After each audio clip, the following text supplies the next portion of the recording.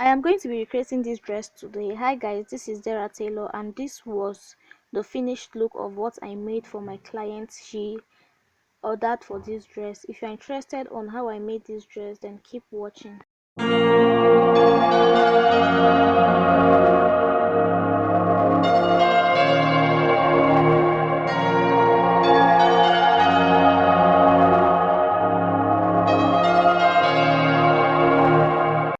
So this is the Ankara I'm going to be working with today, and this Ankara I got it for 1.5 yard. It's just for the gathered part and it's 1.5 yard I'm using. So this is a black material I'm using for the upper part. I don't really know the name of this. It's folded already into 4. I placed my measurements at the top part and then I measured out my armhole length. I measured out my bust point length.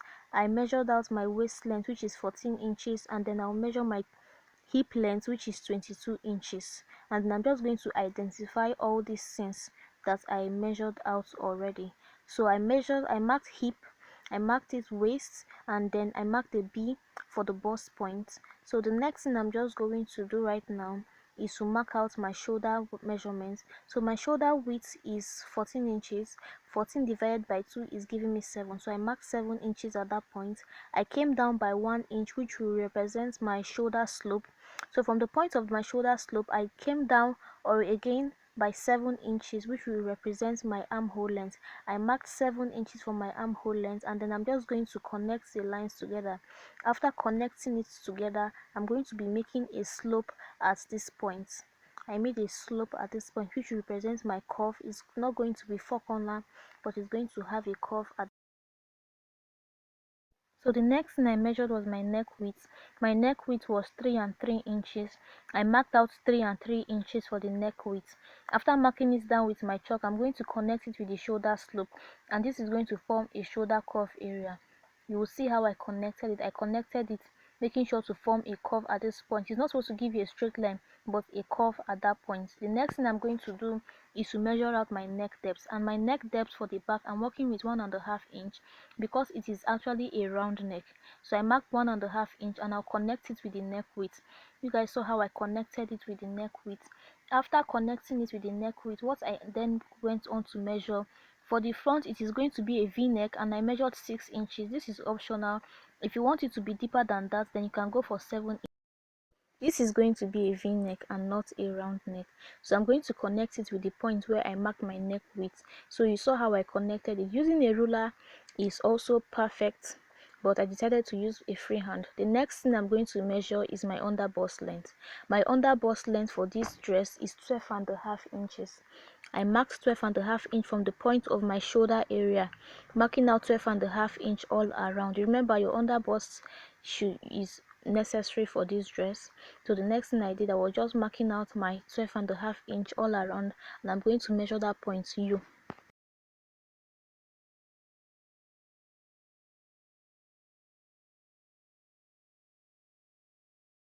So from my starting point, remember your measurement should not be at the zip allowance area. This zip allowance area is not going to be necessary, right, for the measurement. So I came up by 2 inches from my starting point, my underbust area, and then I made a curve. You guys see the way I made this curve, and then I made this curve, right? I did not do it at the zipper allowance area. I did it at the front, the starting point of my front. So this is the curve I made. You can use your ruler to make this point also, but I just kind of prefer using a free hand, and I don't know why. So the next thing I am just going to do at this bust point is I started imputing my measurement, right? My measurement, I measured out my bust circumference. I marked it out. My bust circumference, how to get your bust circumference is the original bust circumference divided by 4. 36 divided by 4 is going to give you 9, if I'm not mistaken, right? I already marked my waist circumference, and after marking out my waist circumference, I connected it with the bust circumference. So I've already gotten my bust and my waist measurement, right? So for this hip part, I elongated my line. You saw how I elongated it. So I came up by 2 inches because for this dress, using my original hip length, which is 22 inches, is going to make it too long. So I just came up by 2 inches. That was why. So I mark this place hip. Now this is going to be the hip that I'm going to be working with, the hip length I'm working with. So I cancelled the original hip length that I made before. So after doing this, I marked out my hip circumference. My hip circumference, if it's 40 divided by 4 is going to give you 10. And why am I dividing it by 4? It is because it is folded into 4. The whole fabric is folded into 4. I connected it with my waist measurement. So this is now my body measurement that I already made. So the next thing I'm going to do is to mark out my allowance. My allowance, I marked it. I really did not measure it, but your allowance should be about 2.5 to 3 inches, right? Then the next thing I did for this point is I went on to mark 5 inches. I marked 5 inches at this. After marking out 5 inches, the next thing I'm going to do is from my starting point. This is my starting point, guys. I came up by 2 inches for my starting point. Remember, I came up by 2 inches for this starting point. And for my end point, for this end point over here, you're not going to use your allowance area, you're going to use your main measurements. I came up by 2.5 inches. 2.5 inch for the end point. For the starting point is 2 inches. So from this starting point, it's going to be a curved way of connecting the line. I curved it, guys. I did not make it straight, I curved it. So for the end point, I'm going to connect it in a straight way. For the starting point, you can use a curved ruler. For this end point, you can use a straight ruler. This point, the end point is like V, while your starting point is a curved point. The end is V, the starting point is a curved point. So I just went ahead to cut out all my excesses. I started from my neckline area. I'm going to go on to cut out to the shoulder slope area. So when I'm done cutting, I'm just going to show you guys all I have cut out. So then I went ahead to cut out my underbust point. So for this underbust point, it is this curved part you are cutting and not the straight part. You are cutting this curved part and not the straight part. So this part I'm cutting is, let's name it number 1. Then the next part I'm going to be cutting, which is this part. Remember, so for this front part now, we know that it is cut, we already divided it into 2. The underbust is the first part, the down point, that is the bottom point, is the second point. So this bottom points right now, this second part is what I'm going to be using to get my gathered area, guys. It is what I'm going to be using to get my gathered area after cutting it out. When I separate it, I'm going to use it to get my gathered area. Please do not forget that. This is the front part of our gathers. You just have to measure out your desired length. If it's 46 inches for this part, the client did not want her gather to be long. She wanted this gown to be a short gown, right?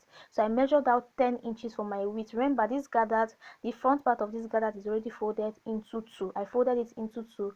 So for this bottom part I was talking of, that's the black material. I elongated the end points. This is my end point. This end point here, I elongated that line to the point where I marked 10 inches on my Ankara. I elongated it to the point where I marked 10 inches. And why I'm elongating it is because I'm going to be drawing this in gather. So when I draw it, it's going to give me the original measurement. So after elongating it, I'm going to form a curve at this point. Remember, guys, that other part, for the black part, it was a curve we formed at the first point, then a V at the other point. So this is the curve I'm representing here. So the next thing I did was I placed my black material from the point where I marked 10 inches, right? And I'm going to be also be forming a V point at this side. It is going to be a V point. Remember, guys, the other side for the black part was a V point. So I just left out few inches for my allowance area. So I'm going to be connecting it to form a V. This other part was to form a curve, right? This other part is going to form like a V, a slanted point. So I'm just going to cut this all out. Then this is the back part. I'm going to be placing my front part on the back part, and I left space for my zipper allowance area. I placed it on top, and I'm also going to be cutting all this out. For the second part of this video, I'm going to be leaving the link on the description box. The link on the description box will take you directly to the part 2 of this video. All you have to do is click on the link and you go directly to the part 2 of this video and finish watching and complete this video.